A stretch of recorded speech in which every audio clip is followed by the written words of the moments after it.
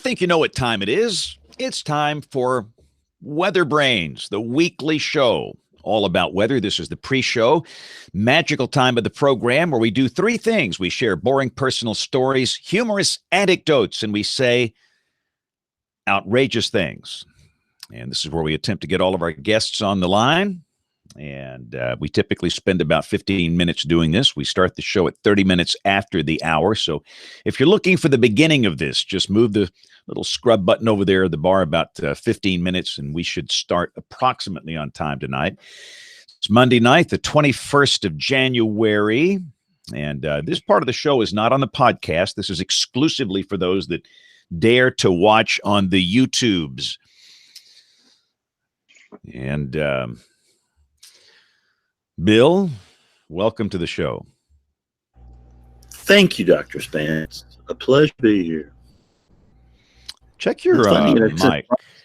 Hold on. I just changed it, I thought. Or maybe it's right. What are you hearing? What are you? Tap on your mic.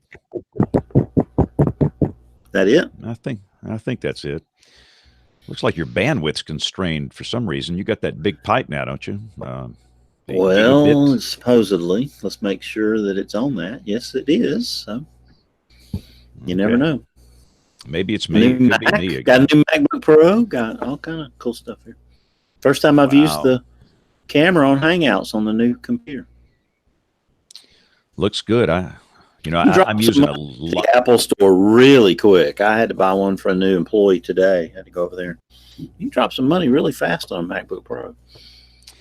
Yeah, Brian Peters bought one, and he said half his expense was all the dongles and adapters. And because it's all gone now. It's starting all over.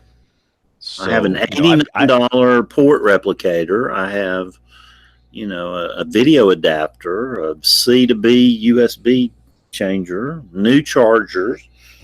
You're right. Yeah. See, with this 7-year-old computer I've got a card for your camera, SD card reader. I've got Thunderbolt connectors. I've got HDMI.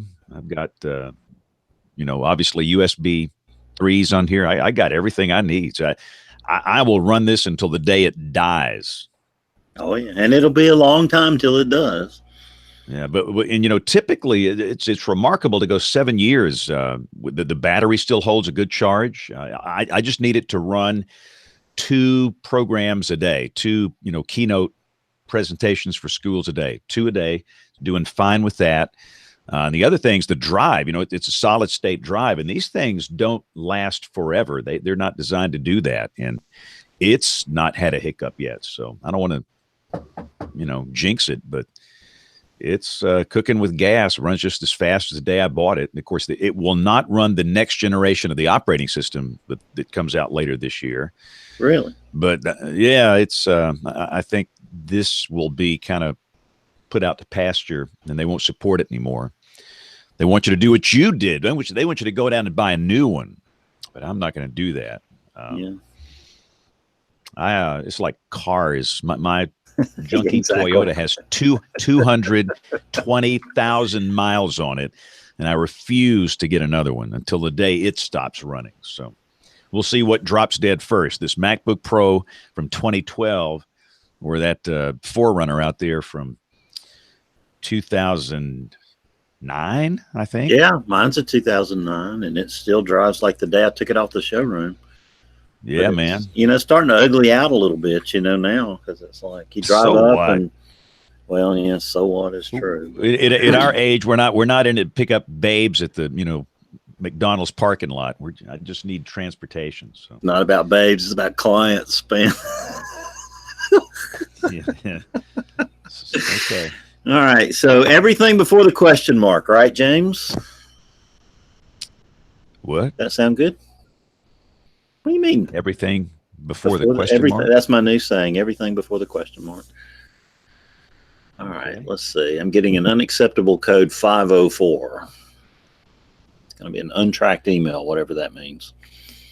I think the Russians have hacked my computer. Wow. I'm really cranky with these bogus, these guys, the snow at Facebook, guys. I'm focused over the people in Hale County. The problem, people say, why don't you just ignore it? Well, I will get dozens and dozens and dozens of private messages. Is this true? Is this true? Is this real? Is this true? Do I need to cancel my appointment next week? Do I need to do? So I have to, and I try and respond to everybody. And that takes time I don't have dealing with stuff I shouldn't have to be dealing with. We agree. But Well, I'll stop sending it out. Sorry, James. Yes, it's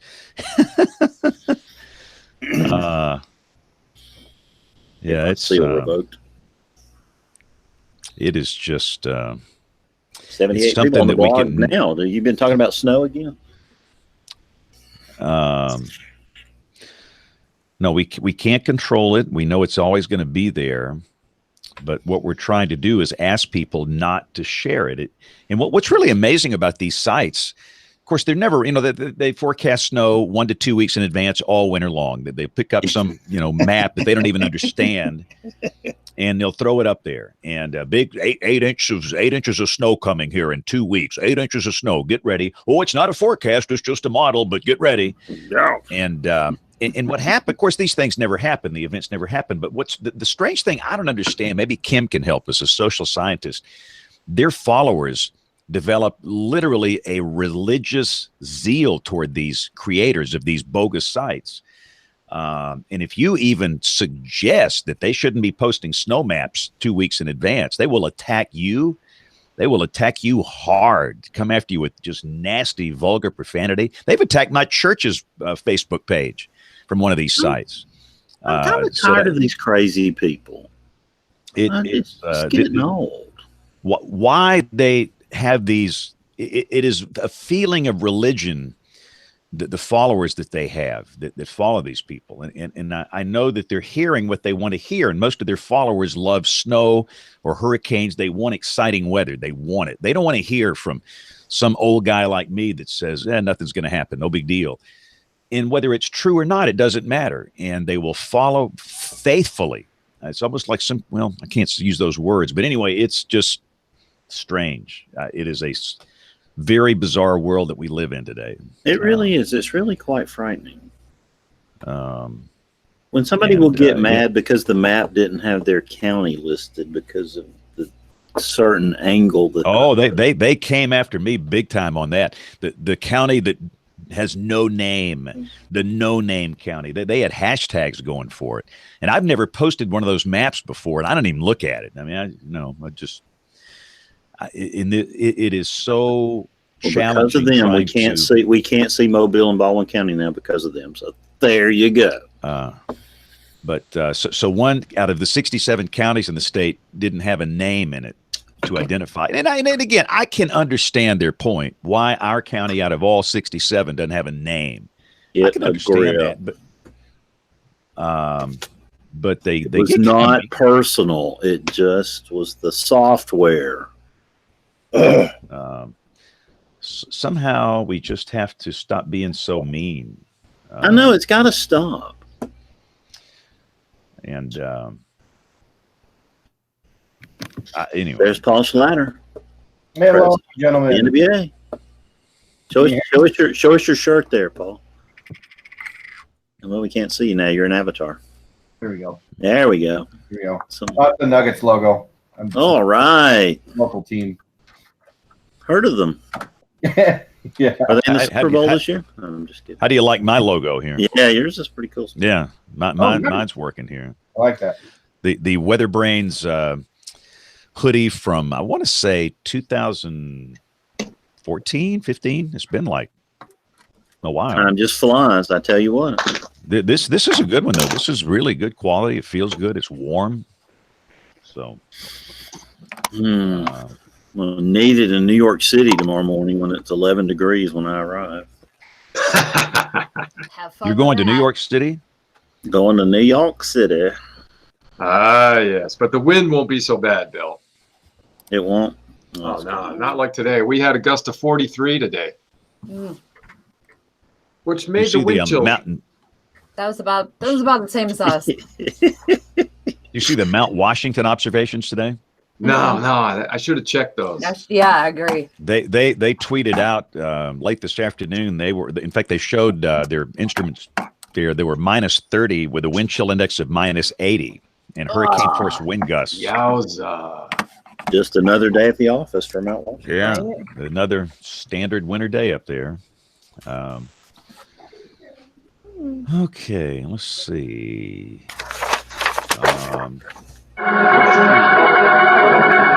We interrupt this program for a CBS Radio Net Alert Bulletin. WeatherBrains, continuing coverage of Heatpocalypse 20. That's right. I wish. I wish. I was trying to find the one Yeah. you did about showing the maps, the snow maps, 384 hours. That was funny. I got to clean up this soundboard. There's way too much stuff in here. I mean, what is this doing in here? Probably in honor of a Canadian guest.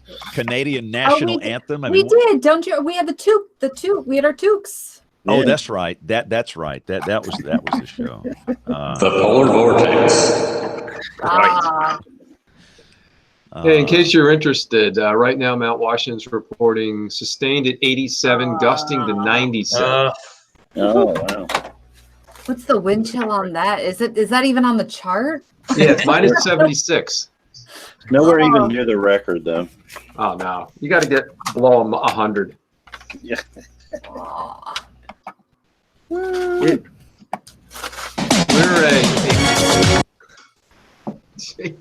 somebody cut Sorry, that it's the guy off. Rick roll song.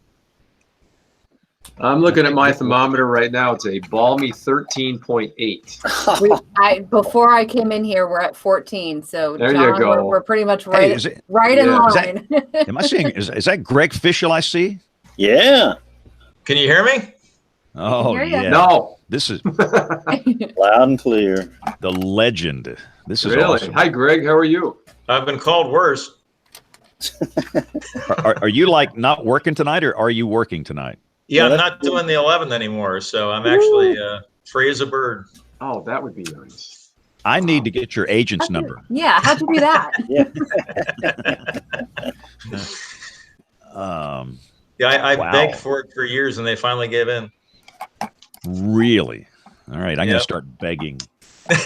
You know, Don't beg. It- Demand, James. Demand.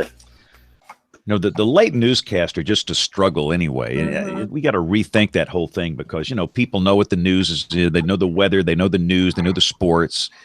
And we're doing it like we did it in 1985 or 75, really, and they're afraid to change. But just everybody's declining on those late newscasts. So I'm Just It's a struggle. do it the way Channel 42 did it the night the 93 Superstorm was coming. They recorded the 10 o'clock show at 5, and we all went home. all went home. There you go, recorded. I'm just so thankful. Almost everybody I know that works my shift in television, they have two newscasts to do late. They have one at 10, one at 11 Eastern. Right. Yeah, And that's right. I don't have the one at 10 Eastern, and I am blessed. And for that reason, I really don't want to say anything. I don't want to stir the boat because I'm afraid. And we've They got might be listening over there.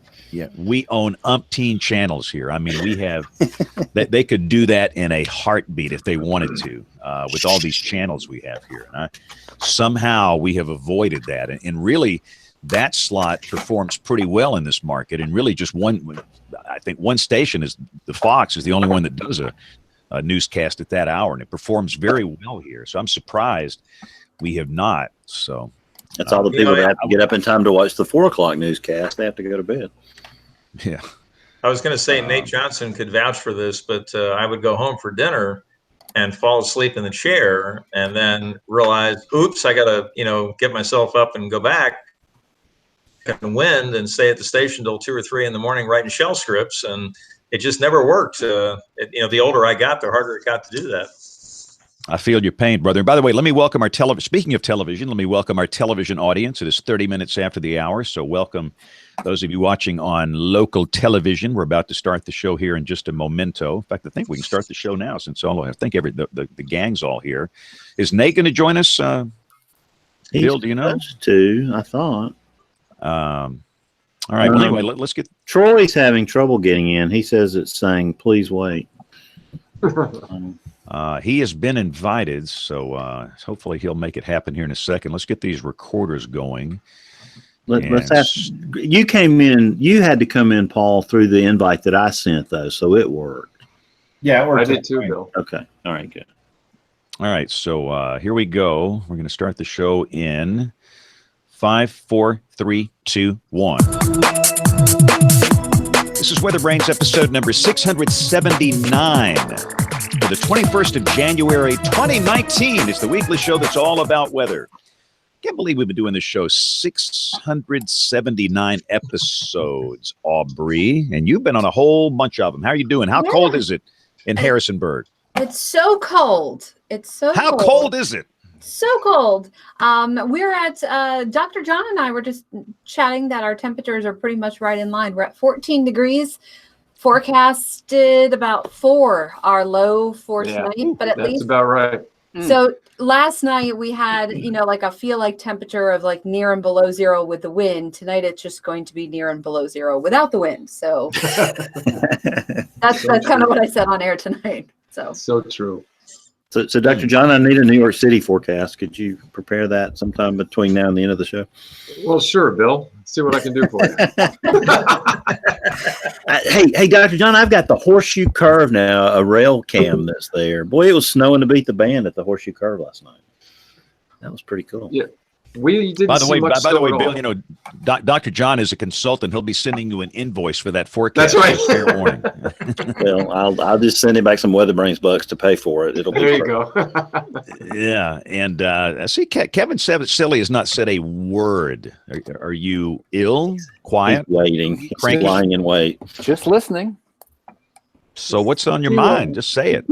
Well, I didn't get here till 2 minutes before you started, and I was plugging in, so I missed all the pre-show and didn't know what you guys had discussed and who was going to be here and things like that. So what are we doing? Bill's in charge. What are we doing? Are we talking the AccuWeather thing? Or are we holding that till later? We're not talking about it at all. It's one where Paul can stick around for a while, and this may be where he exits. But yeah. Let's. I'm about to say we got some important people on here, so instead of fooling around and talking about Kevin's lack of social media and going down the rat hole here, and see Troy, he just joined us, so the gang's all here. Bill, so Bill, you started off here. Go. Yeah, something like that. Yeah, we do have an important group, and we're getting pretty close to full here tonight, James. It looks like full house. We are real excited. But first, I'm going to introduce Paul Slatter, who's the president of the National Weather Association. Paul's joining us tonight from Colorado, wearing his Denver Nuggets shirt there, looking very stylish in that. And so, Paul, thank you for joining us tonight. Yeah, thanks for having me on. It's great to be with all of you this evening. Can you stick around to the end of the show, Paul, or do you need to go pretty early? I can stick around for at least the first 45 minutes. I have to go into work tonight, if you can believe that, for no pay. There you go. Yep. And all work and no pay makes Paul a dull boy. Yep. And we have a blizzard warning out too, so this is going to be interesting. Oh, there you go. Yeah. Well, good. Well, we'll talk to you for a minute. And tonight we're welcoming, of course, we think Nate's like a guest now. It's such an honor to have him back on the show, Nate Johnson. It's been really cool to have you back on here more frequently. Is this going to be a regular occurrence, Nate? I hope so. We'll see.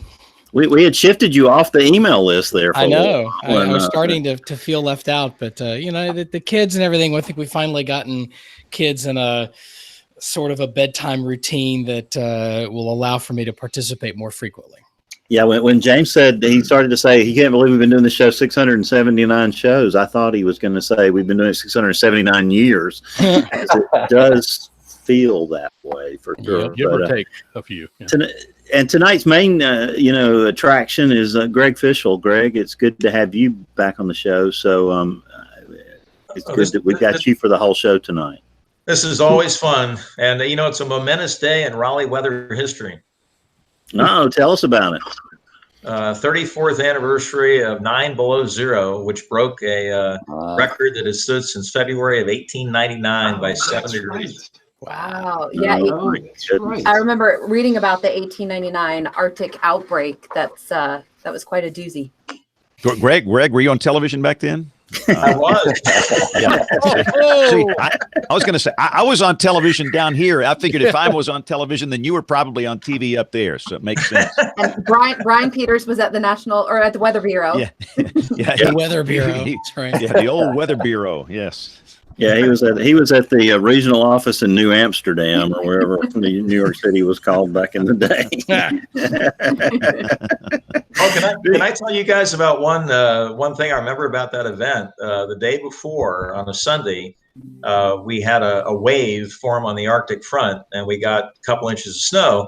So, as you might expect, we were doing cut-ins. And at 10 o'clock Sunday morning, I showed a state temperature map. And it was 61 at Hatteras and 1 at Asheville. Oh, wow. And I said to myself, I'll never see that again, and I never have. Wow. Wow. That's cool. Yeah, that's a pretty cool story. Thanks, Greg. Well, we've got Paul here tonight. So, Paul, we're gonna come to you first, I think, and chat for a minute. Talk about your. This is probably not it's a good time to have you on to talk about the shutdown and some of the effects on, maybe there's some questions that weren't answered last week or whatever. We can ask those guys real quick. But we wanted to get your take on a couple of things from an NWA perspective too, Paul. But talk about the shutdown and how it's impacting morale in your office and other offices that you're aware about. Well, I guess the best word I can characterize this is it's just ridiculously frustrating. I don't think our office has much of a morale issue. I mean, we're all a very experienced office is a good way to put it. So I think we're able to handle being without a paycheck for, gosh, it's been a month now. It's also ridiculous, but we're able to handle that fairly well. I mean, we've got a few younger folks in our office that, we just make sure they're okay. And that's the beauty of working in an office in the National Weather Service or the forecast office, is everyone becomes your family. And it's honestly like that. And so we are checking on each other. We're saying, hey, can you go another couple weeks? What's your financial situation like? Well, we'll ask each other these things every so often to just check in on everyone. For the most part, everyone in our office is doing really well. And I've also been really impressed, and I'm sure all of you have seen on social media, the outpouring from local restaurants, from just local community people, sending pizzas, sandwiches, just stuff, cookies. We got like a couple plates of cookies last week that was great. And this is happening all across the weather forecast offices of the National Weather Service. People just doing stuff like that. Now, granted, there's some limits on what we're legally allowed to accept, but as long as it's $20 per person, we can accept food and things of that nature. And it's been a really good outpouring. I've been really impressed with how the community's responded to all this. Wow. Where have the rules come of what you can and cannot do? I hear something new every couple of days, and like just now, well, I hear you can only take $20 per person, which is fascinating. But there are certain things you can do and can't do. Have those evolved over time, or did somebody sit down and say, well, we're gonna jerk these people around for a few weeks, and here's the extent of how we can do it and how we can't do it, if that makes any sense? No, it does. To my knowledge, that $20 per person limit on any type of gift, that's been around for a long time. It's part of the ethics of being a federal government employee. Mm-hmm. And what about things like procedure that, I guess you can fix a radar, but there's no maintenance. Is that correct? Where did that decision come from? I'm not positive on where all that stands. I mean, obviously our radars are critical, and so keeping those up is one of our main priorities. Right. Anything breaks on a radar or a surface observation or in some of our computer models, that's something that we need to fix right away, and that's part of being mission critical. So we get to fix that at least. I'm sorry, go ahead. I was going to say the things that are really unfortunate, the things that are starting to take, I wouldn't call it a toll, but it can start to put a strain on an office, are we go out and do storm spotter talks all the time. Right. And so those have to completely stop because those aren't mission critical. Well, guess what happens? When you give 30, 40, sometimes close to 50 in a season, and you can't start giving those until whenever this thing ends, it's going to be back to back to back. And we're going to have to really shuffle our schedule so that we can get people out there and train spotters and get out with the communities that we need to get out to. And so that's a really frustrating aspect of this as well. We're not able to get out there with the people that we need to get out with because it's not technically mission critical. And so there's a book or a document somewhere that says you can't do speeches, you can't do this, or Skywarn, you can't do that. That's from on high, sitting on a shelf somewhere. Yeah, I mean, it's every shutdown. It's kind of the same thing. They kind of lay out what you can and can't do, and it's pretty much the same thing. Because I was actually furloughed in October. When was that? 2013. And so and it was the same kind of things. They just kind of laid out what you can and can't do. That doesn't really change from shutdown to shutdown. But obviously, with this one going into a month now, it's getting kind of ridiculous. Well, Paul, Troy here, and I want to make it clear, this is Troy Kimmel speaking. I wonder, Paul, if these same things apply to the clown politicians in Washington. That's just a question. That's Troy Kimmel that said that. And so I want to make it really, really clear that from last week how what a clown show this is for the politicians in Washington. Incompetent that they would do this. And Paul and everyone that's watching us tonight from the Weather Service, thank you for what you do. And the TSA and the other federal agencies are out there because you do it in spite of the incompetence of the politicians in Washington. Elaine, let me just say this too, that we had a tornado, an EF2 in my state Saturday, and this could have killed a lot of people. And this was a very challenging environment. This is not your classic March, April, May Dixie Alley tornado outbreak. This was a cold season type setup that's a little harder. This is not an easy warning to issue. They got the warning out about 8 minutes in advance before it hit a town called Wetumpka, which is north of Montgomery. And the damage was very significant. But yet everybody at the Storm Prediction Center functioned so well with the watches. The local office at the National Weather Service in Birmingham with a timely warning. They went out and did the storm survey the next day. And these people are struggling to pay the mortgage to put 3 meals on the table. And you can imagine that the pressure they're facing at home and all of these complications that are a result of this, but they performed in an exemplary fashion. And I agree. These jamokes, the left wing and the right wing loons here that have taken over, we got to do something about this. Something's got to change. Something has to change. And James, one thing about it too, and then I'll be through with this rant for the night. But folks, make no mistake. There are Democrats that are loons, and there are Republicans that are loons, and it's across the board. You got it right. You got that right. Absolutely. All right, I'm done, Bill. Sorry. So Paul, are there some organizations, things that people can do to help? Because you mentioned some things that are going on at a grassroots level, but are there organized ways that people can reach out and help federal employees that are having a tough time right now? I'm not aware of at a national level, but I know that it was really neat what our local office was able to do because there's such a big federal presence in the Denver metro area. Someone, and I'm not sure who, compiled a list of all the discounts at restaurants. Yeah. Whether it's a percentage off or whether it's a free meal, haircut discounts. I mean, there's a whole list, and it's a page or two of all the various businesses that are willing to support the federal employees during the shutdown with fantastic discounts. I mean, I had a free lunch the other day. They were the nicest people ever. Just, paying my meal was great because my wife is also a federal employee, so we're 0 for 2 right now in terms of getting paychecks. Wow. So I heard on one of the shows today they were reading, a support message that was given to federal employees that said some suggestions were that a federal employee might have a garage sale or maybe take up a babysitting job. I'm ashamed to be an American tonight, having heard that. It's just, I heard one federal employee today talking about taking a job driving Ubers, during the shutdown. So it's just humiliating to be an American. I'm with you, Bill, on that one. Yep. But Paul, you represent the National Weather Association, of course, an extremely important organization for operational forecasters. And what's the NWA stance on this process? How involved can the organization get? And then, you have, private firms like AccuWeather piling on with innuendo that the forecast might not be as good. Yeah. How does that make you feel as a Weather Service employee first? And then what does the NWA do about something like that? Regarding the AccuWeather story, it was really disappointing. That's the best way I could characterize it. Seeing how it came out, it was just unfortunate how they worded most of that article when it originally came out, the original version. You've all seen the original version, obviously. Speaking with putting my NWA hat on, AccuWeather has been a huge component, a huge piece of the National Weather Association and furthering operational meteorology, which is what the NWA really stands for, over the last 50, 60 years. So very critical partner, and it was just unfortunate to see it written that way. But I saw the apology, and I accept the apology on its face. It looked like a sincere apology, and so I accept it as that. But as a federal employee, it was obviously very disappointing seeing that, because they've done studies during the shutdown that found that services haven't really been degraded as far as anyone can measure.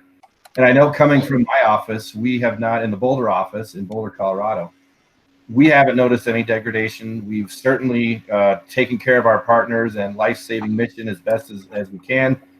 And we haven't had any issues because of the shutdown, and in terms of just getting the message out when some high impact weather is coming our way. Paul, and in part, everyone needs to realize this. Part of that, or all of that, is because of the men and women of the national. Isn't that ironic? They're not going to let you degrade the service as much that the regulations can allow. National Weather Service employees are not going to allow that to happen. So here we go, and then we don't pay them. Yeah. Well, let me say this. I mean, so it's been a month since I've gotten a paycheck. My wife hasn't gotten a paycheck in a month. And I am actually, believe it or not, excited to go to work tonight, because we have a blizzard warning out, because it's a challenging forecast. I'm going to be up wired all night doing the thing I love doing, even though I'm not getting paid. And I'm not saying that just because that's me. Employees, as Troy said, all across the Weather Service feel the same way I do. I mean, it sucks we're not getting paid, but we love what we do, and we don't take that for granted.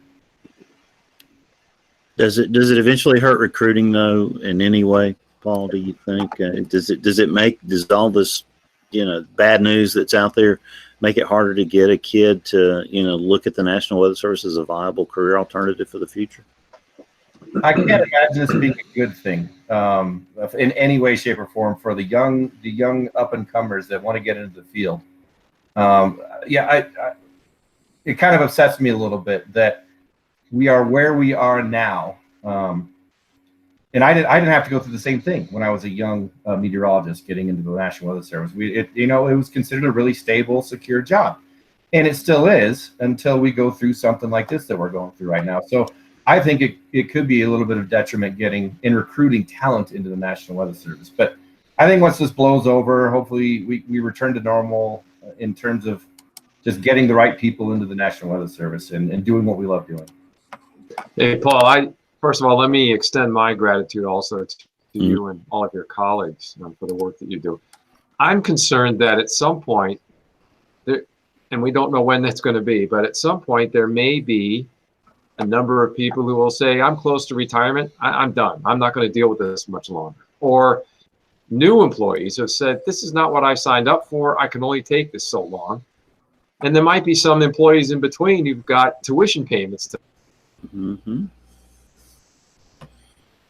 Yeah, we're going to reach if we're not already there yet, and it's been an entire month. The second payment's going to come up. I mean, my wife and I saved a bunch of money, so we're still doing okay. But what about a huge percentage of other federal employees that probably didn't save enough money or weren't able to? So yeah, there's a critical breaking point that's probably very close to occurring now if it hasn't already occurred, and it's not good. I agree. Well, anything else on this issue before we've lost Greg. I guess Greg left. We made him mad. Yeah, he ran. He finally figured it out. I am out of here. No, he just came back online. There we go. So anything else for Paul about this? And Paul, we hope you'll stick around. We want your insight on the subject we're going to be talking about, which is more weather related than idiocy related here in just a few minutes. So anything else for Paul before we move on? Well, I'll applaud Paul's diplomatic answer to the AccuWeather issue. I'll respectfully disagree, and again, I applaud you for your diplomatic answer, but the title of that original post was, "Can you trust weather forecasts during the government shutdown?" There's no questioning what that is and what that was meant for. And they apparently took some level of heat in between putting that out and then the quote-unquote apology, which was not an apology, in my opinion, that came out on the 17th.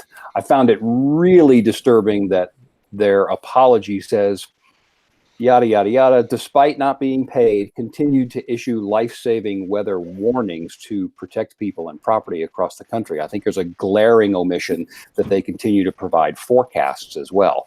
And there was no evidence whatsoever of them doing any kind of research or due diligence to make that original claim that forecasts were somehow untrustworthy. I think it was despicable, and I think that the National Weather Association and the American Meteorological Society should review this entire case and censure AccuWeather for it. The fact that the AMS came out, as we discussed last week, and stepped in on the comments from Mike Smith and Gary England to Becky DePodwin to try and step up and bring some decorum or code of conduct rules to that little spitball fight that was going on Twitter and won't come out on this issue is despicable. And I find that it is really disappointing, and I wish that they would come and review that. It goes to what we were talking about last week. This is not going to get any better until, like Troy said, the people jump up and revolt and say, we're not going to stand for this nonsense anymore. Yep. So there you go. Can you tell us, Paul, was there any discussion at the board of directors level in NWA about this situation, or? We definitely talked about it. I mean, everyone was a little disappointed, a little shocked that came out the way it came out, the way it was written. But by the same token, we also have a lot of members from AccuWeather in the National Weather Association that went on record saying they disagreed with that article as it came out. And so I thought that spoke volumes, at least in terms of, that it was just a horribly written article when it first came out. And I think they realized that and made changes. But as a whole, it didn't speak for AccuWeather as a whole. The point I'm trying to make, a lot of our key members on the board of directors and also planning for Huntsville in September are AccuWeather employees, and they didn't appreciate it either. That's nice to hear. I said my piece.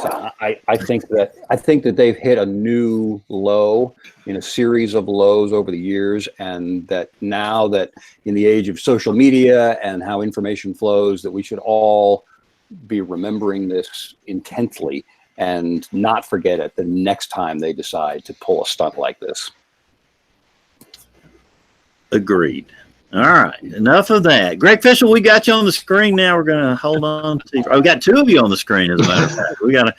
We got a frozen Greg and an avatar Greg. He's not frozen. He's moving. He's not. He's not hearing us though. He's not responding.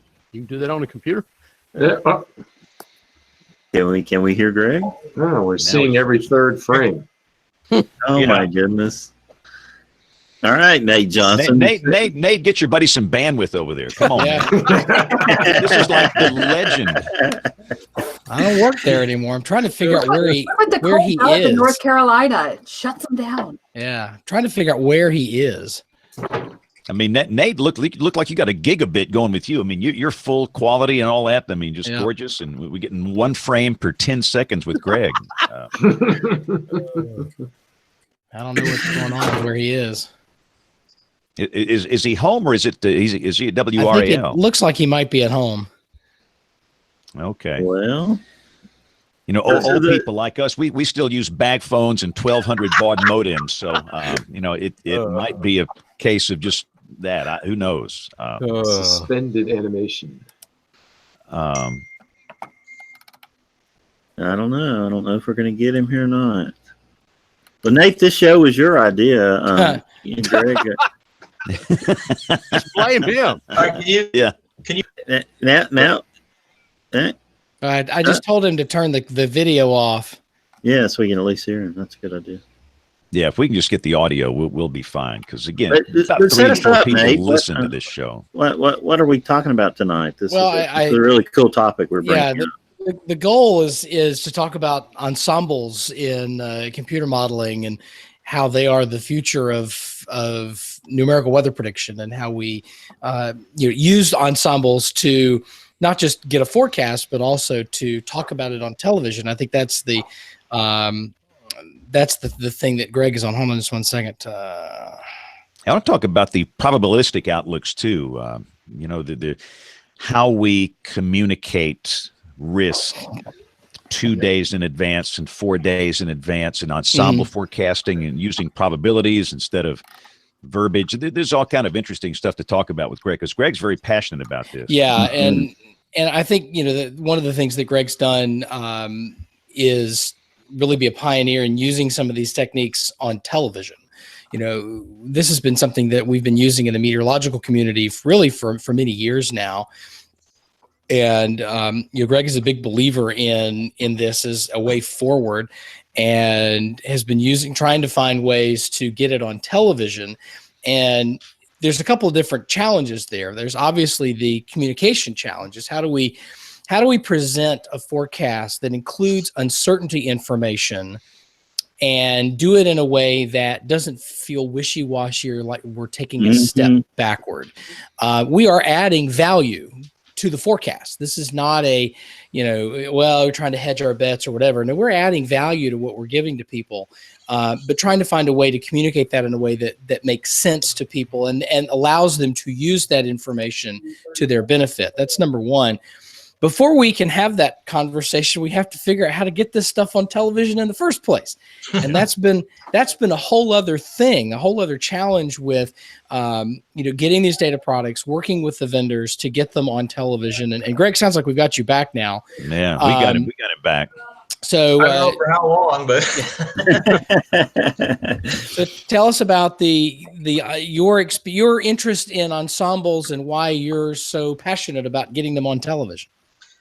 Well, I mean, I think the thing that's most important to realize, this is the first time in the history of mankind that we have had the ability to quantify the amount of uncertainty in a forecast.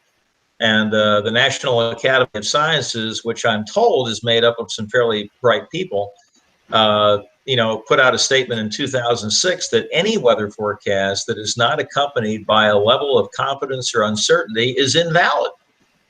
And we are still living in this deterministic world. I mean, our weather vendors do wonderful things in certain areas, but I'm going to call them out tonight.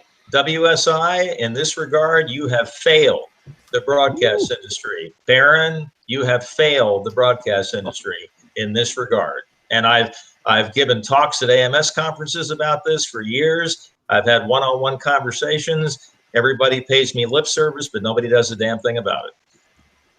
Well, there goes all those big sponsorships we were looking for from AccuWeather and we lost them all on this show. Given they haven't been here in 13 years, we're probably safe there. This is really exciting stuff, Greg. So how have they failed, Greg? Explain that, and what do they need to do? Well, I think there's in fact, Nate, helped teach me how to write shell scripts when he was at WRAL. And so I would write shell scripts literally every day to create grid files that we could use in Weather Central, which is the system we had at the time. And one of the things we came up with was what we called a ribbon of uncertainty, where supposing we wanted to show how much variance there was in the ensemble on the freezing line during an event, we would take the 25th percentile and the 75th percentile of the ensemble, shade the area in between those two, and call that the ribbon of uncertainty on the freezing line. And the fatter the ribbon, the more uncertain it was. The thinner the ribbon, the more confidence you had. You could do that with QPF amounts. You could do it with any one of a number of things. But I would think that the general public would want to know if you don't have high confidence in a forecast, that there are 2 or 3 plausible solutions to a forecast, that they would want to know that, instead of you playing Russian roulette and picking one and just hoping to God that it happens. Example of this would be the forecast from about a week ago saying that last night's Chiefs-Pats game in Kansas City was going to have record cold with temperatures below 0 and wind chills below absolute 0, which is going to be brutal and neither fit for man nor beast. And as it turns out, it was cold. Yes. I mean, you can watch TV, but it was in the 20s. much more realistic than, temperatures well below zero. And a lot of that was coming off of, the European model, which tends to do a better job in the medium and long range, but not always. But it's a deterministic model. It was one solution, and a lot of folks jumped on it. This is actually will be my pick of the week, but it's Mike Smith's blog and sort of a message to younger forecasters, advising them to not just look at the model, but actually be meteorologists. Don't be a modelologist, but actually spend some time looking at patterns and understanding what biases the model has and that sort of thing. And this is a case where that was a deterministic forecast. It's 6 days out, and we're trying to peg a weather extreme. There should have been red flags all over that, right? Yeah. And an ensemble approach would have at least couched that in there. It's possible, if not, it's likely. So what sorts of other approaches do you feel like we should have access to as broadcasters, and how do we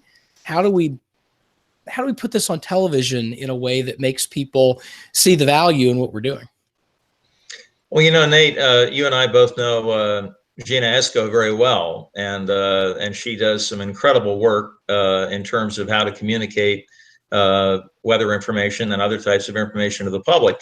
And we were talking at this Weather and Climate Summit over the weekend, and is there a way to convey this information without using that dreaded word probability? And we were talking about the fact that how many people do you think know that when they hear there's a 70% chance of rain tonight, that's a 7 in 10 chance of 1/100th of an inch of rain in a 12-hour period? I suspect that there's probably a great amount that don't. And my colleague, Mike Mays, and I went through this thought process the other night. We were convinced that it was going to rain before 7 a.m. And so from a National Weather Service official definition standpoint, we should have gone 100%. But if we do that and people look at that, they may think, oh, it's going to rain all night. I can't do anything. Well, when the bottom line is there'd be plenty of opportunity during the evening and even the wee hours of the morning. You could probably make it the last call at the bar without getting wet. Yeah. And so how do you couch that? Like, how loyal are you to the science as opposed to figuring out ways to communicate information to the public in a way they'll understand? And I don't have the answer to that. Greg and Nate, Troy here, and you realize right now at this very moment, there are consultants hitting the ground, passing out. They can't stand any of this discussion. Right. As far as TV is concerned, they can't stand it. I've had consultants tell me you can't use dew point on the air. Why can't I use dew point on the air? And I quote a consultant one time who told me the public is too stupid to understand dew point. I turned around to the consultant and I said, I give the public more credit than that. I think that consultants are too stupid to understand what dew point is. We really had not that much more to do with each other, but they can't stand this discussion, Nate and Greg. They can't stand it because this is stuff that high pressure, low pressure, dew point, don't put that on TV. Yeah, right. We put far more complex things on television in some of our newscasts. Yeah. With stories about the healthcare, the Affordable Care Act, for example. We did an entire series of things on that to help people navigate through this stuff. And I actually at a meeting with some consultants and some other broadcast meteorologists a couple of years ago, I made a point to say, Greg was talking about some of this in one of the video clips, and I said, look, one of the consultants slammed his hand down and said, people are too stupid. Joe and Jane Sixpack don't want this. And I said, I disagree. And here's why. And I look at Greg and I said, Greg's made a 30-year career of giving the audience credit for being intelligent.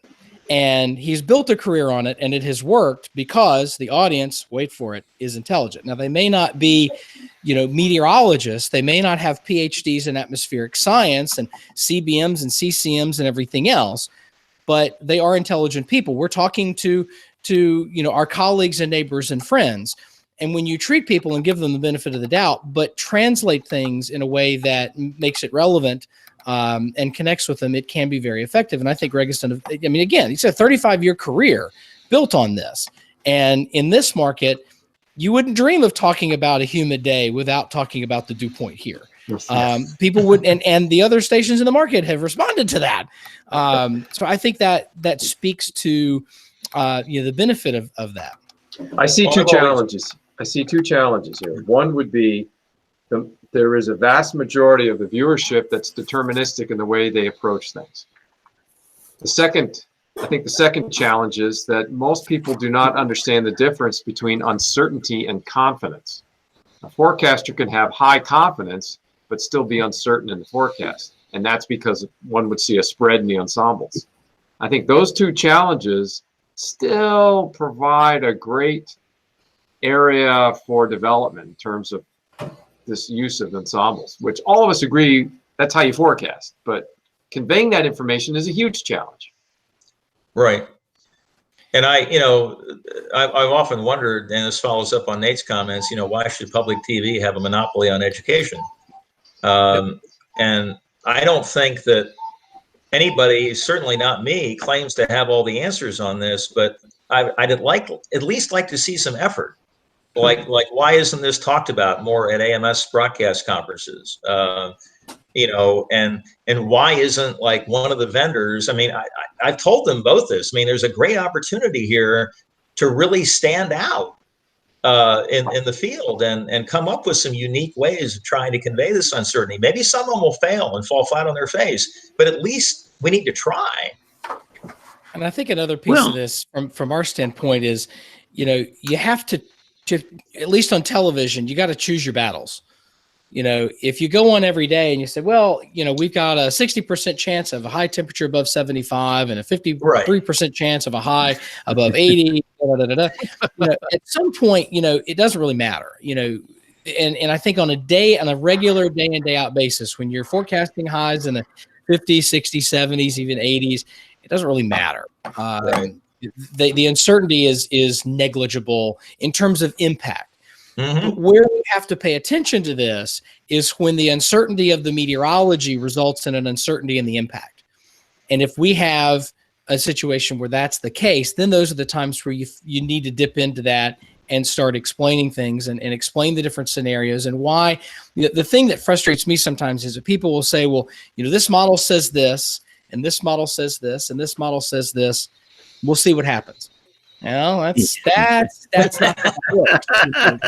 I come to you on television and I expect your forecast. Now you can tell me, you can pull the curtain back and tell me all the stuff you're looking at. That's fine and appropriate in many cases. But I think you have to take it one step further and own it. You got to put people are going to say you did it, whether you did it or not. So you might as well put your name on something and own it. Yeah, and that's kind of hiding a little bit right there, Nate. You're right. I think we've all probably been guilty of that at some point or another, and that's really important. Hey, let me ask Nate and Greg, who's the consultant for WRAL? Just for full disclosure here. I don't work there anymore, so I don't know who they have. Am I allowed to say that, Nate? Or I mean, nobody's. We're just talking between us girls here. I mean, nobody's. No, I mean.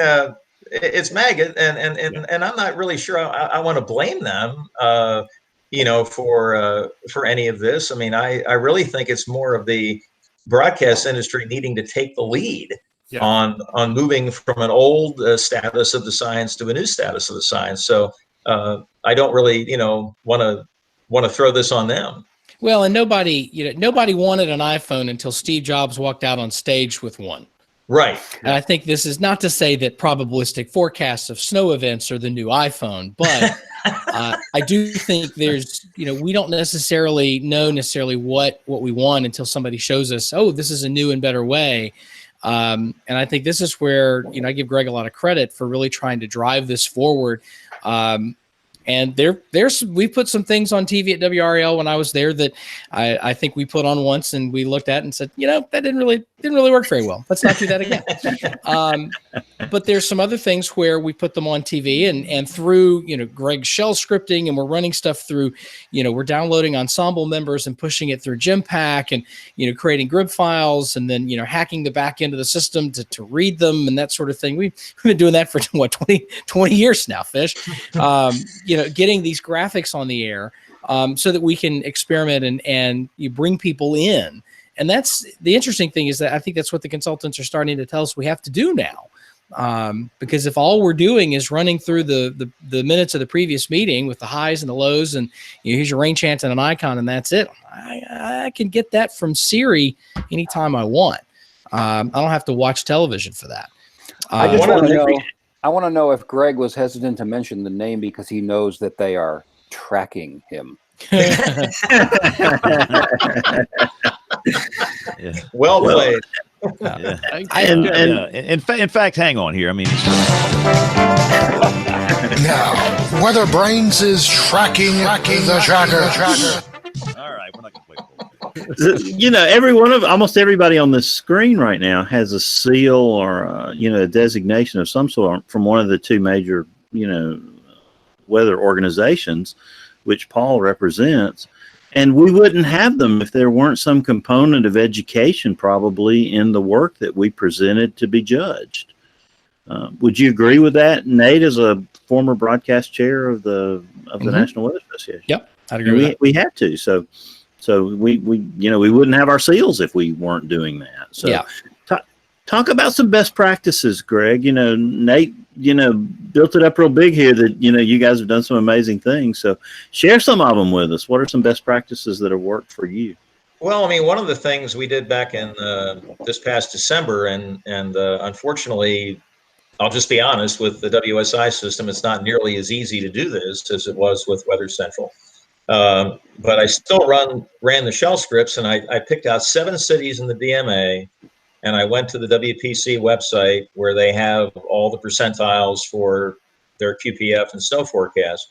And I extracted values for the 25th and the 75th percentile at 7 different cities, and then put them up on the screen and basically said, okay, if you're in one of these 7 cities, you've got a 75% chance of getting more than this amount. And then the next page was you've got a 75% chance of getting less than this amount. Now, in retrospect, maybe the thing to do would have been to have just put a range up there for both of those or all 7 of those cities and say, here's your most likely range. Here's your low end. Here's your high end. The Weather Service is doing this on their winter weather webpage now, where they have like a best case scenario and so forth. Right. And I don't know how many people know that they're doing that, but it's an extensive database. I mean, you can pick just about any city or town or village in North Carolina and get probabilities for them. That's right. Greg, I was speaking to the chief of police in Allentown, Pennsylvania, just a couple of days ago about the storm that just came through. And he was asking me about the National Weather Service forecast range, which was, I don't remember exactly, 4 to 8, maybe 6 to 8, something like that in terms of snowfall. And he was saying to me, what do you think of those numbers? So I went to the WPC page and looked at their probabilities and looked at the 50th percentile and 75th percentile. That's where those numbers came from. Okay. Yeah. Well, and it's like, unfortunately, there's some entities out there that as soon as one deterministic model is showing snow on day 10, then they're talking about it, and then the rest of us have to answer for it. And so I think, welcome to my world. That's the world I live in. Yeah. And I think one of the ways to deal with that is to, show a spaghetti plot of the 1-inch snow line or something like that, and say, okay, one model out of 51 is showing this. Is that responsible, to take that one deterministic solution and ignore the other 50? And I think that's something that, we have to, adult education, basic adult ed tells us that, you can't, it's very effective to take a concept and connect it to something that people already know. And we've been showing spaghetti plots for, tropical systems really for more than a decade, maybe 2 decades now. And there's at least some familiarity with that concept. And so I think we can build on that and in a very strategic way, take that and use it to our advantage in a situation like what you're talking about, where maybe the deterministic is generating snow, but none of the other ensemble members are, for example. And I think that's the other key, is that this is not something that happens, overnight. And I think one of the objections that you hear to this is, well, people won't get it right off the bat. Part of that is, you got 3 minutes. And I think a lot of people feel like we've got to cram in, the sky cam and the almanac and the current temperatures and a bunch of other stuff. You got to let this stuff breathe. If you're going to do this, clear the rest of your show out, focus it on something, and let this element breathe a little bit and tell a story around that particular thing. And as you do that over and over and over again, you just like the drip of water on the rock, it eventually wears away the rock. We eventually are teaching people over time. People did not just all of a sudden wake up one morning 20 years ago and said, by golly, I want spaghetti plots for this tropical system that's coming through. And, it took some time, it took some explanation, but now people have become accustomed to it. I think we can do that if we're willing to play the long game, which is not something that television is really known for these days. If we're willing to play the long game, this is something that can add value to what we're doing and help differentiate us as an industry from the apps. And is it such a bad thing? I mean, I know that everybody wants you to commit at some point in time, but is it such a bad thing every once in a while to just look into the camera and say, I honestly don't know. Here are the 3 most plausible solutions, but I honestly don't know. Is that a sin? Pop some popcorn and let's find out what happens. As I have gotten older, I say that more often because I realize now how much we don't know. And I think as a young person, a lot of people feel pressure to just be a know-it-all. And if you do this long enough, you learn humility, you learn the limitations of what we can do, you learn what we cannot do. And I say that fairly often now. And I don't view that as a sign of being weak. Somebody told me one time, well, you're telling people that you're weak. Well, no, you're being honest. And I think people appreciate honesty. And that's part of the uncertainty process. So I have no problem at all saying that. I say that fairly often. And I think it's important to tell people in that situation, what do you do with that? I think people come to us. That was something that I learned from Gina many years ago, that, all communication is sort of predicated on getting you to do something in those situations. So if somebody's coming to me wanting to know about this big snowstorm that's coming, for example, or whatever, regardless of whether I know or not, it's beholden to me to actually tell people what to do with that information, give them some direction, and it may be that the only thing we can tell them is everything's still on the table and we need you to, just stay tuned. And that's a thing. But in many cases, what we're talking about are the ranges between, different meteorological events that will essentially have the same impact. I mean, in Raleigh, doesn't really matter. And I remember this, that 20-inch snowfall we had in January of 2000. Yeah. And going in, and Greg, you probably remember this better than I do, but the details. But the idea was it was going to start as a little sleet or freezing rain, change over quickly to snow, get a couple 3 inches, and then it was going to be done. We wound up getting, we had half a foot by 11 o'clock, maybe more than that. And it was still coming down to beat the band. And, by the time it was all said and done the next day, it was 20 inches. Here's the deal. In Raleigh, North Carolina, 3 inches, 20 inches, whatever, you're shutting the town down for at least 2 days. Nobody's going anywhere. So it doesn't really matter because the impact is going to be the same. Right. So if you're confident you're going to get at least 3 inches of snow, then hang on that. So you got to prepare for the town to be shut down for at least 2 days. You get 20 inches. Well, we're surprised about the total, but we're not surprised about the impact because, hey, Greg said we're going to shut the town down tomorrow. It's shut down. We ain't going anywhere. And I think that's a way for us to really, reframe our forecasts and how we communicate them to people. People don't care about necessarily the same meteorological quantities that we do. They do care about how it impacts their lives. And if we can think about how, if the uncertainty hinges on a place where it's going to change the impact, it's important. It's really important to get that out there in the open. If it's something that doesn't really affect the impact, like the difference between 3 inches and 20 inches, don't acknowledge it to be sure, but don't kill yourself over it. Well, James, I was going to ask you something. I mean, I think back to what you went through in 2011. And I still remember your talk at the AMS conference. It's will be in my mind forever. But I oftentimes, with tornado warnings, try to be very honest with people and say, we're not good enough to say that if you're at 222 North Main Street, you need to go to your basement, but if you're at 322, you don't. And so I always, tell people to assume the worst. Act like it's coming straight for you. And if it doesn't, don't be mad, be thankful.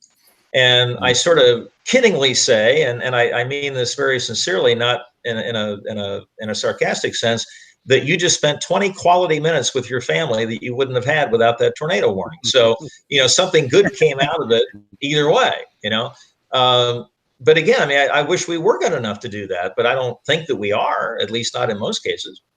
No, we're not. And again, you see a debris ball, a TDS on radar. That doesn't necessarily mean the tornado at ground level is where you see that on a map. You don't really know. I mean, you can know where the beam height happens to be of the radar, but you don't exactly know down at the surface what's going on. And that could be misleading if you get too close on landmarks and things. So I agree, you have to be careful. And that's kind of where the saying "respect the polygon" came from. We just decided to put all of our efforts on teaching how warnings are issued. There are still people today that think warnings are issued based on counties. And we've had storm-based warnings for 10 years.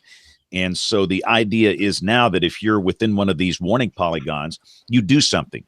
A tornado might not hit your house. If it doesn't, hey, you're blessed. Be thankful. But you have a real risk in there. And if you're not in the polygon, don't worry about it. So that's where that whole thing came from. I think the polygon warning system, the storm-based warnings, really do a pretty good job of expressing uncertainty the way they fan out. There's a range in there. And yeah, we have to be really careful about. Yeah. And people say, well, Span knows it down to the barbecue joints. Well, I know where the barbecue joints are, but I'm not so sure I know exactly where that tornado is located. Right. It might be within 5 miles of that joint, but I'm not saying it's right at that joint. And we have to be careful with people because there's a lot of things we can do and there's a lot of things we cannot do. Yeah. You all remember the snow in 2015 that was supposed to obliterate Manhattan? And it ended up going just a little bit further east, and it wasn't nearly so bad. And I think that's another sort of ensemble type approach, is that if you are near a very tight gradient of anything, be it QPF or whatever, then think about what the impact is if that grid shifts 50 miles west, 50 miles east, 50 miles north. Because boy, in that particular situation, it was the difference between a 3-foot snowstorm and a 6-inch snowstorm, and it didn't move that. It wasn't a terrible forecast. No. Good point. I remember that Central Park got 8 inches of snow and Montauk got 2.5 feet. That's a distance of 120 miles. Yep. And that's a way that, even with the old Weather Central software, now with the WSI system, that we can do that using grid adjust. You just, move the whole grid one way or another and show those scenarios and say this is equally likely based on our understanding of how the atmosphere works and our ability to model it confidently going into the future. So there have been ways to try and do this over time. And Greg did a talk at the AMS broadcast meeting here in Raleigh a few years ago about that particular storm. I remember that. Was that the one that had Jon Stewart mocking one of the CNN reporters? Gosh. If you haven't seen that video, you've got to look it up. It's just classic. He's, they're driving along talking about the torrential snow, and then, Jon Stewart freezes it and says, "Guys, your windshield wipers are on intermittent." This is not Armageddon. So, there's some other ways to, to do this. How, Greg, over the last, few years, especially, how have viewers responded to this? Because I know, we'd gotten some emails while I was still there. I assume you're still getting them. And what's management's take on this? What were their magic words that you said back in the day to get them to let you do it? No. In fact, I think my approach for a lot of my career is, ask for, forgiveness instead of permission first. But they've given me, and I mean this very sincerely, Capital Broadcasting has given me the freedom to do things over 37 and a half years that an awful lot of stations, a lot of meteorologists don't have. And I've learned that by going to conferences, and people say, they allow you to do that? And I'm shocked that they're not allowed. But I know that we've been given this incredible amount of freedom. We get critiqued, and every once in a while it's like, I don't really think that worked, Greg. But all in all, we're able to do an awful lot of scientific stuff. And I will always be grateful for that. And I think, like I said, it goes back to, doing it over time. You can't just launch in, launch into a market on day one, if you're, straight out of school at a Penn State or Florida State or A&M or OU or wherever, and show up in your first job and start throwing probabilities and probabilistic this and ensemble that and everything all in television, you haven't earned the right to, to work that way. It takes time and investment in your market. It takes getting to know the people that you serve in your market and thinking about it in that way. I mean, Paul mentioned, how he loves to go to work and how he's serving the people of his forecast area. And I think broadcast Mets would do very well to think about that and think about what you do, not as a profit center, but as a service that you provide. Right. And when you cast it that way, it really changes the light that gets cast on everything else and your approach to things. And when you earn the privilege to be able to do that sort of thing by working with your community, by getting to know your viewers and getting to know the kinds of things they already know and the things they want to know from you, then that opens the door. And I think that's where, again, the long game really comes into play here. You got to be willing to put in the time and the effort over a long period of time, not necessarily 37 years in the same spot, mind you, although that certainly doesn't hurt. But, being able to, show that commitment will allow the people will allow you some latitude to go off the reservation a little bit and maybe teach them something. But you can't just come in willy-nilly, straight off the street and expect people to pay attention to you. You got to earn that privilege. So are you saying there's an advantage to getting old and feeble? Let me tell you, as I age, I believe more and more that getting old is a privilege, and it beats the alternative. It sure does. So Paul Slatter, you've heard a lot tonight. Talk about some of the things going on in the Weather Service in regards to all of these sort of concepts we're talking about tonight. Yeah, you guys mentioned the probabilistic snow data that we put out on our winter pages. I think most forecast offices are doing that, except in the deep south. I don't think any of them are doing it, but most other offices are doing that. And I can say from experience for our office, the Boulder forecast office, those the tables that have the range of snowfall for each even semi-major city, each little town gets its own range of snowfall, and then the graphics. This much is possible. That's the 90th percentile. And as you're definitely going to get this much, or almost definitely going to get this much. That's the 10th percentile. Those are some of our most used graphics in our area. Wow. And for the core partner, probably the most important partner regarding transportation, that's the Colorado Department of Transportation. We use those graphics religiously with them, and that's what they need, because they plan for the 90th. That's what they're going for. They plan their staffing, they plan their routes, so they get all the people on overtime based on whatever that 90th percentile is. And so that's been a really huge benefit to being able to serve those core partners, is that type of information. And by the way, you've got a big storm out there now. So tell us about some of the products and services like that you've got tonight on the 21st of January.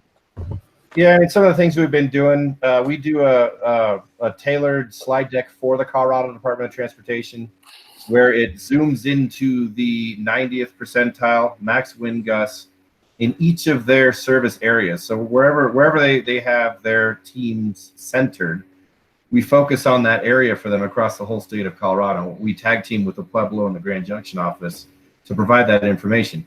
We update that as much as we can. It's at least once a day, sometimes twice a day. Then we have a conference call with them just so that they can hear our voice. Because as you all know, if they can hear our voice and see how confident or unconfident we are, that says a lot to what the forecast could turn out to be.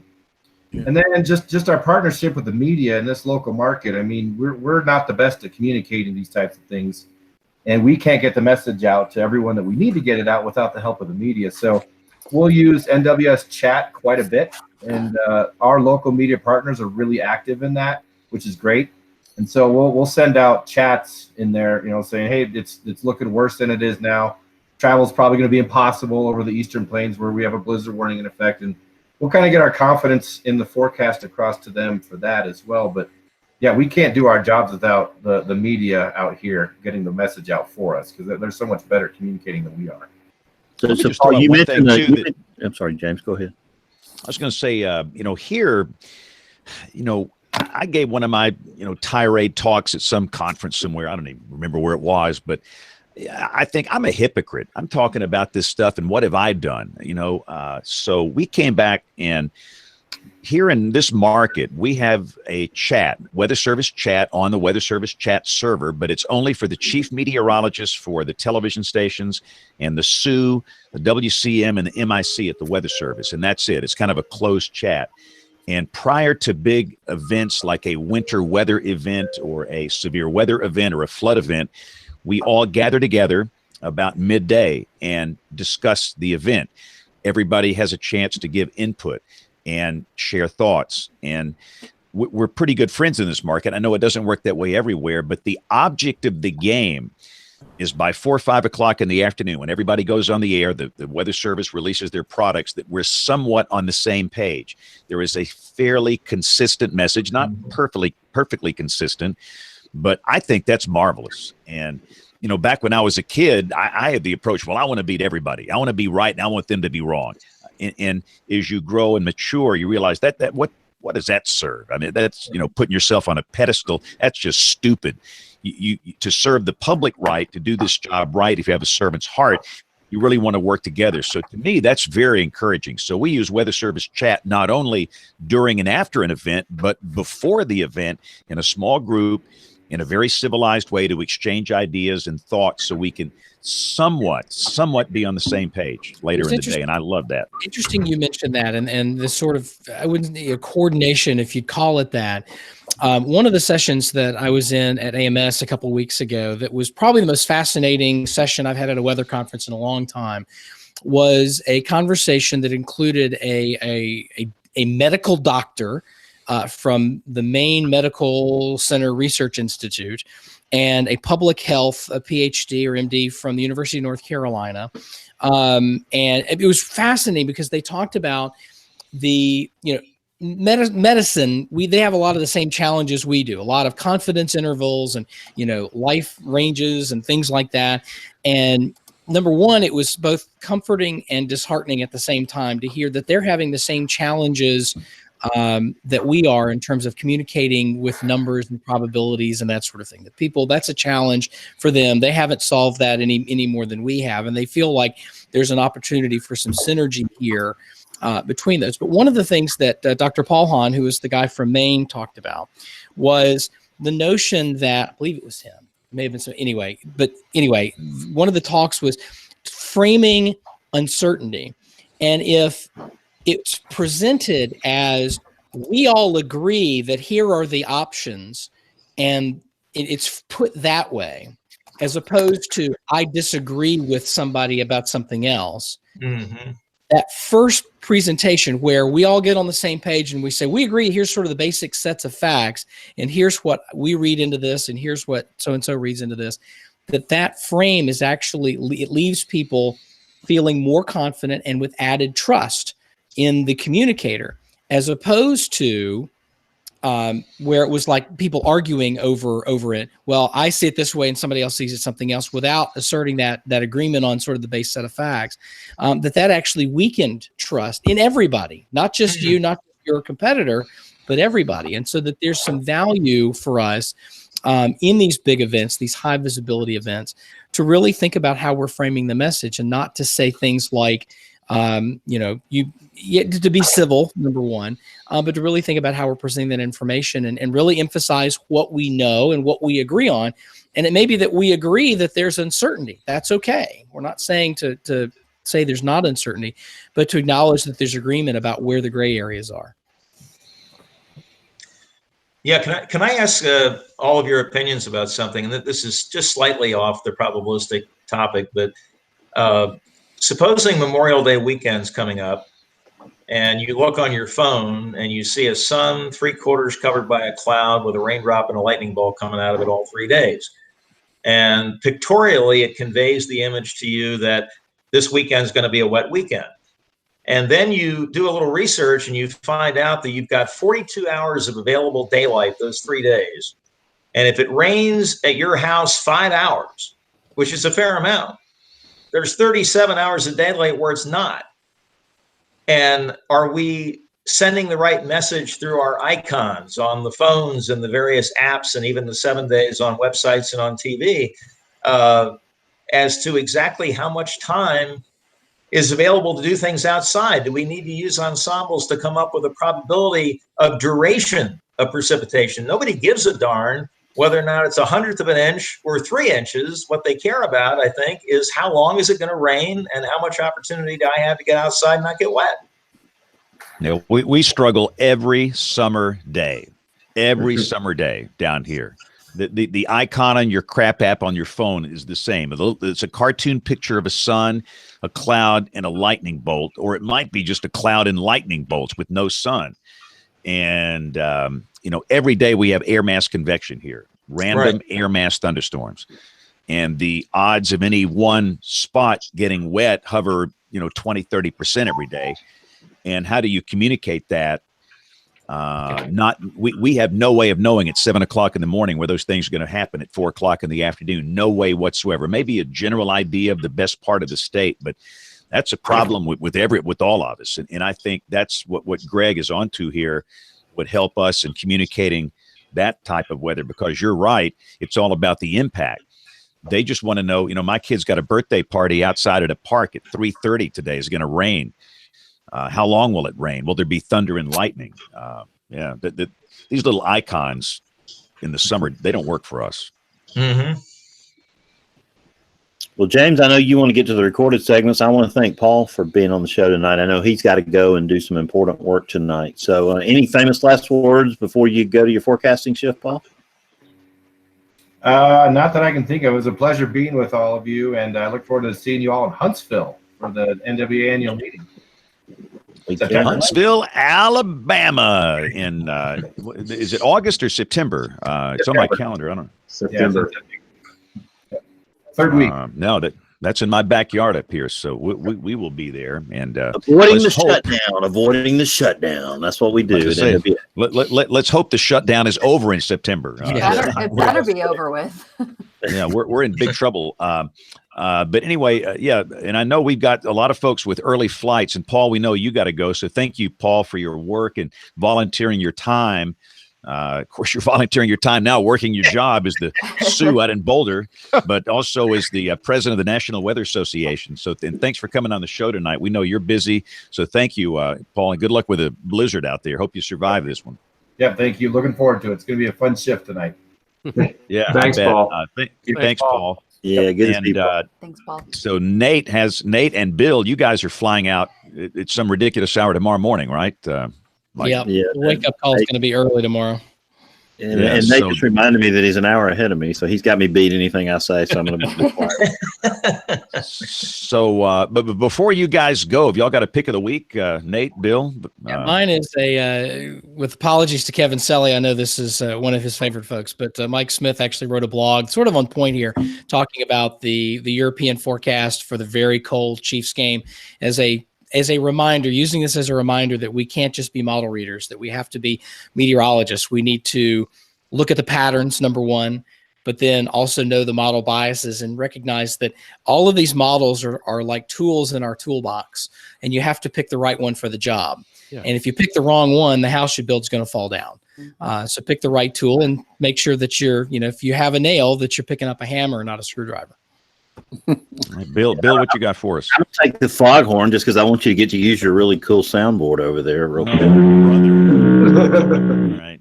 And then I'll tell you that Dr. John Neese is going to join us next Monday night, so we're looking forward to that. Oh, great. That's a fun show. And I wanted to say that we did invite the president of the AMS, but did not have a chance to hear back from her. She's from Penn State also. And so we'll have her on at the time here in the near future. And in the process, I talked to Dr. Roger Wakamoto, and we're going to have him on in a few weeks too. So Kevin's little suggestion just led to all kind of plinko ideas all over, and we're putting up our calendar over the next month, thanks to Kevin. So awesome. Well, you guys head out when you need to, and we got all kind of professional broadcasters on here, so we'll be able to go. And in goodness, Greg, you're a legend. I got so many questions for you, and that we don't get you that often. But we got to stop for just a second. And let's see, Aubrey, have you got time to do an email segment after Tony's astronomy report? Yes, if I could stop nodding. Don't start that now. Don't start that. All right. So we're going to 11 o'clock tonight, apparently. Yeah, we're going to roll Tony Rice, and while Tony's on, we're going to take a quick 90-second nap, and we'll be ready for the next segment. We'll come back with email, picks of the week, and much more as WeatherBrains rolls along.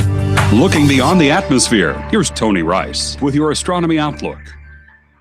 Last night's total lunar eclipse was quite the sight, at least across the southeastern U.S., where conditions were clear but cold. The moon was at its point of greatest eclipse at 5:12 UTC or 12:12 a.m. Eastern. You might recall previous eclipses you've seen for yourself or in photos. It might have looked a little bit different. And there's a reason for that. The Earth's umbral shadow is more than twice as wide as the moon is at that distance. The path the moon takes through the shadow determines both the duration and magnitude of the eclipse. And that path changes from eclipse to eclipse. Last night's had an umbral magnitude of 1.2. Any magnitude greater than 1 indicates a total eclipse, and the deeper the moon ventures into that shadow, the higher the number. This number is based on the separation between the center of that shadow and the center of the moon at their closest point. You might have seen some photos of last July's total lunar eclipse taken from Africa or Central Eurasia. Now that had an umbral magnitude of 1.6, and it had a deeper red color than what we experienced last night. Now while a little trigonometry and the umbral magnitude of any lunar eclipse can be calculated, another way to measure lunar eclipses can't be predicted ahead of time. It's based on French astronomer André Desjardins' 5-point scale that he created back in 1921 to describe the appearance of the moon during totality. An L0 is a very dark eclipse. The moon's almost invisible, especially at midpoint. L1 is a dark eclipse. The moon looks grayish or brownish in color, and you can kind of make out details, but it's difficult. L2 is deep red or rust colored. It has a very dark central shadow, while the outer edge of the umbra remains relatively bright. L3 is brick red. The umbral shadow usually has a bright yellow rim to it. L4 is even brighter, a copper red or orange color. The rim of the umbral shadow can be very bright, even bluish in color. What I saw last night looked like a 2 to me. What did you see? You can share your thoughts or follow me at RTB Hokie for more spacey stuff like this. Okay, time now for Aubrey to open up the magical email inbox to see what's in there. Letters. We get letters. We get stacks and stacks of letters. All right, this first one is from Devin Greeny. Devin says, Ira Glass is often called the godfather of podcasting, but this week they had their show number 666, and ours, 666, was in October. So Tal's show began in 1995, ours in 2006. If that's not bragging rights, what is? Yeah. Come on. They said our show would never last, and here we are 13 years later. We should have listened to them. All right. Jennifer Pratt sends in, Dear WeatherBrains, loved last week's show, especially the discussion of private companies issuing warnings, naming storms, etc. Kevin is correct. But this might be a first. Kevin, you're correct. Can't believe you even read that. We can get this in writing. We can tell your wife you are correct in this. Wow. I'm just kidding. In the free market, complete consistency will never happen. But Kim raised an important question when she asked if there's value in allowing competition in which private entities have the incentive to innovate. As an antitrust lawyer, I think the answer is yes. And she lays out 3 alternatives, but also says, as a consumer of weather information, I prefer to have as much information as possible so that I can weigh it all in my decision making. But if Kim and her colleagues find that that is confusing, is it too serious a threat to allow free market principles to control, then I would opt for a licensing model. So just some interesting perspectives here from Jenny Pratt, who is an antitrust lawyer. So yeah, that was a great note, and I'll just comment on the public, the private sector. That was my interpretation. I think we talked about this last week of that when Dr. Jacobs came and spoke at Norman, and Kim and I were sitting there. That's what they've decided, is to go in the let's put out the data that we can do and give it to whoever wants it and let them do what they want to do. And his logic was, and I understand that, was that yeah, the Weather Service or NOAA or whoever wants to do all of the things, but there's no way that they could ever afford to do it. And so let's put out the base stuff and let others go off and build off of that. And that's the way they're going. It's not like it's a discussion anymore. It's been decided. So. Right. All right. And then our next one comes in from Steve Holmes, who was very nervous about the Kansas City Chiefs game. We're sorry, Steve. Regarding the shutdown effect on the weather enterprise, Tulsa NWS warns that spring spotter sessions may be postponed or canceled. Any thoughts to broadcast Mets and meteorology professionals stepping in this year? And we kind of talked about this earlier because NWS can't have the classes. Can other people step in for spotter training? I don't think the Weather Service would allow that. I don't think we have any Weather Service people here, but I'm pretty sure they're not going to allow a private sector Met to come in and teach a spotter class. I just can't imagine that. I agree. No, that's true, James. I've been asked to come in and help out at a Skywire class, but no, I would not be allowed to teach it. Right. Well, we're believe it or not, in Austin, we have the big session coming up a week from Saturday, and this has become an issue. I believe we have about 250 people that are scheduled to be there. We've already got everything reserved. Wow. We may. I've talked to some of my colleagues that help. We put this thing together for the Weather Service, and then the Weather Service comes in and teaches it. I think we actually are going to try to do something because we have so many people coming in. We will teach off the Weather Service material, however. Right. Yeah. That's interesting. So, all right.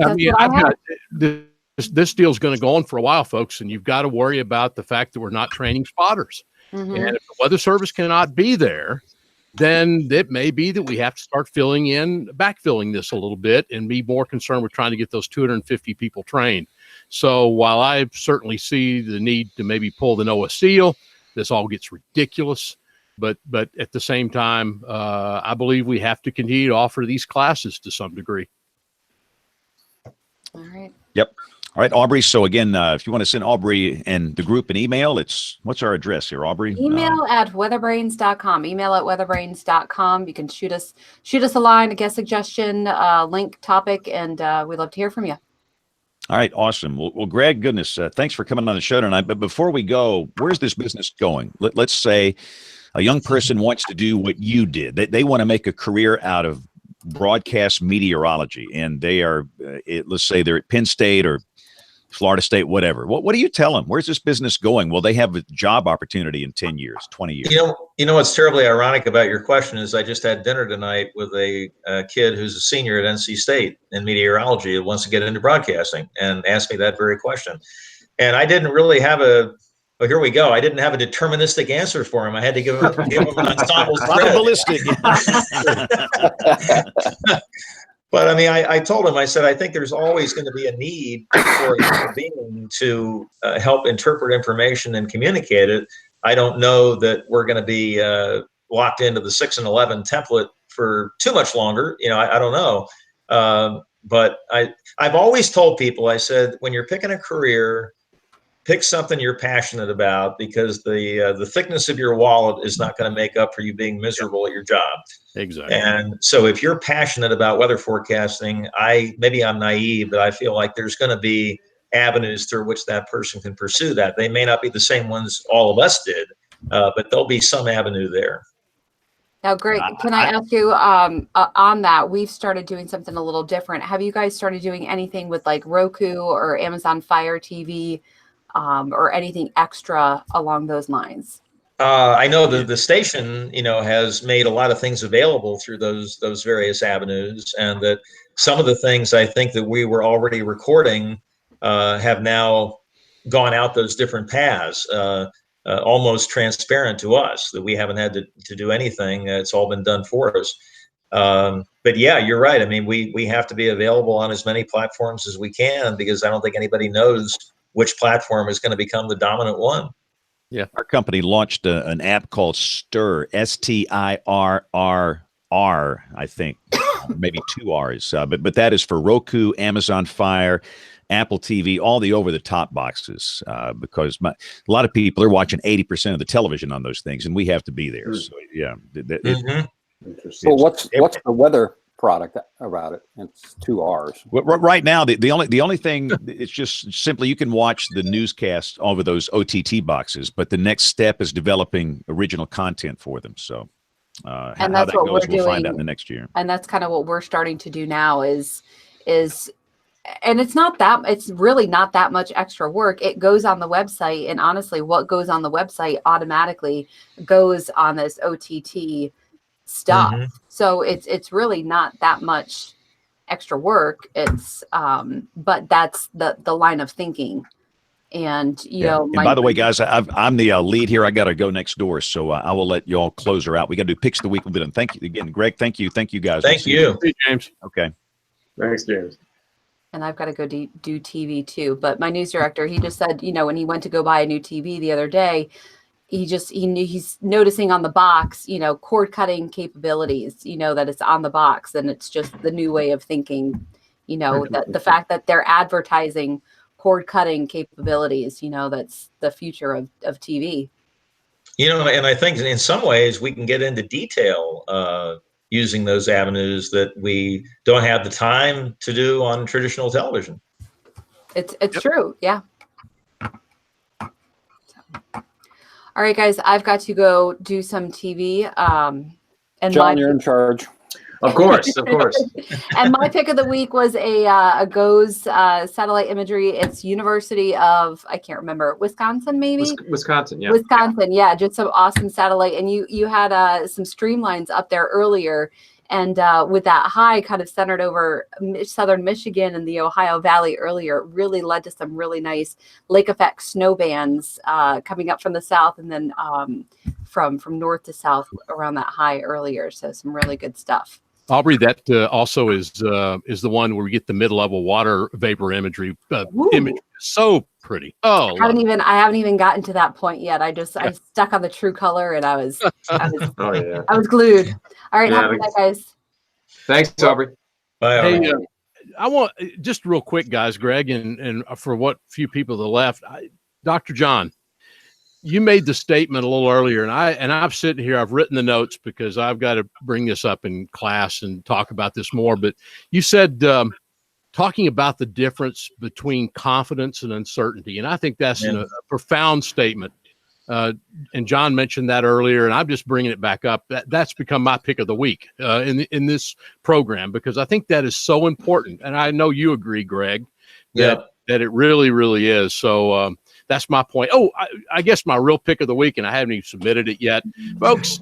I have I've gone back and I was doing it through the iPad here, but windy.com, and a lot of you've seen that site online. It's a little bit tricky getting around some of the setup, but they have a great app, and I've actually gotten into this over the last week or so. That's sort of my pick of the week, just kind of fool with it. They have a web browser version, but you can also go in there with an app, and I'm not sure there's not a subscription buy-up on that, so I'm not a stockholder or anything, but kind of a cool site. I recommend you kind of get there and fool with it. Good for looking at airport obs and looking at surface, and also constant height wind flow and across the U.S. I'm sitting here looking at it on another computer here that shows me where this low is that Paul was talking about there in western parts of Kansas, southwestern Nebraska, and eastern, northeastern Colorado. So cool website. That's my pick of the week.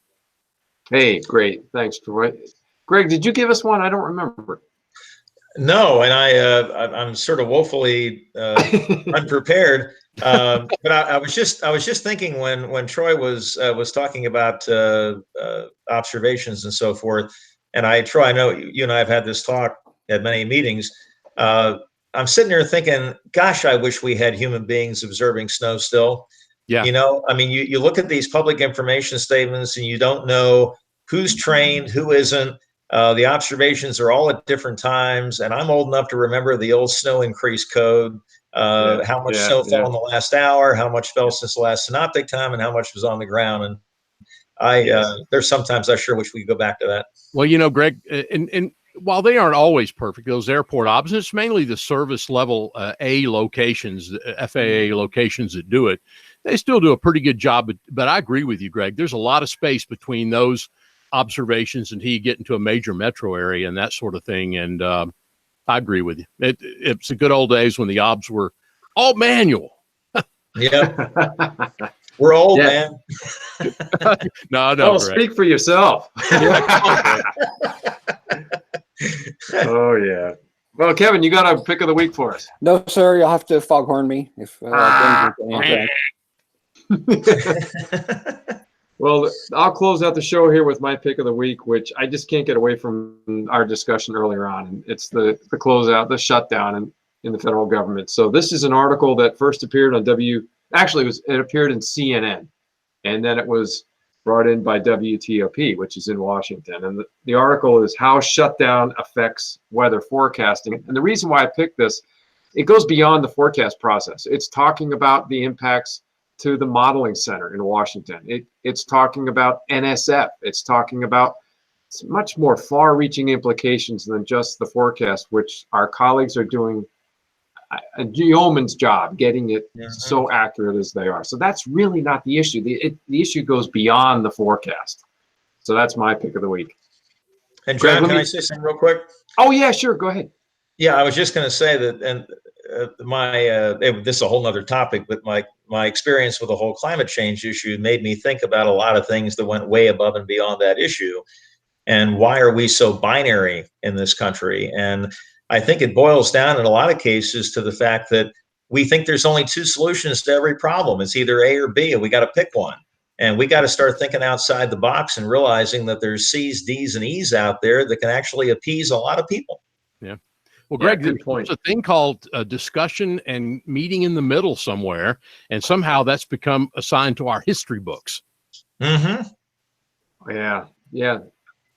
In fact, if you do a Google search on some of the comments that Samuel Clemens made about federal government, and he talks about the word compromise, no one knows what that is anymore. That's right. Yep. Well, gentlemen, we're close to the bewitching hour here in the East, which would be 11 p.m. So I want to thank Greg Fischel for joining us this evening. Greg, it's always great to talk with you. Thanks. Thanks for the opportunity. I appreciate it greatly. It's been great for us. And it's just Troy and I left along with Greg. So let me say goodnight to everyone. You've been listening to WeatherBrains, a regular weekly podcast that comes on at 9:30 Eastern, 8:30 Central Time. And we talk just about anything weather related. And lately it's been a lot about what's happening in Washington. If you've got some email for us, send it to email@weatherbrains.com and we will get to it every week. So for the rest of the gang, good night, everyone. Take care. Take care. Thanks, Greg. Thanks, Troy. Thank you. Have a good night. You too.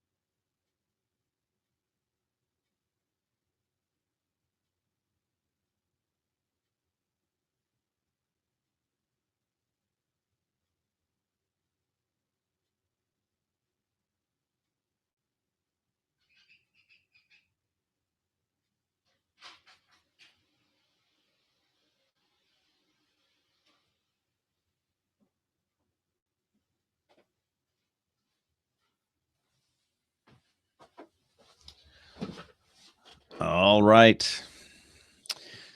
Hate that I had to run out. Just when it gets good, I had to leave. In fact, we're still on our newscast here, so I just slipped in here for just a second. So listen, thanks to all of you for watching. And if you're here, you're watching. The podcast version has ended. But great to have Greg Fishel on with us, and Paul, NWA president out in Boulder. He was up with the National Weather Service out there, the Science Operations Officer. So thank you guys for watching. We will be back next week with more fun. Talk about weather. Thank you all for watching. Have a great week, and God bless.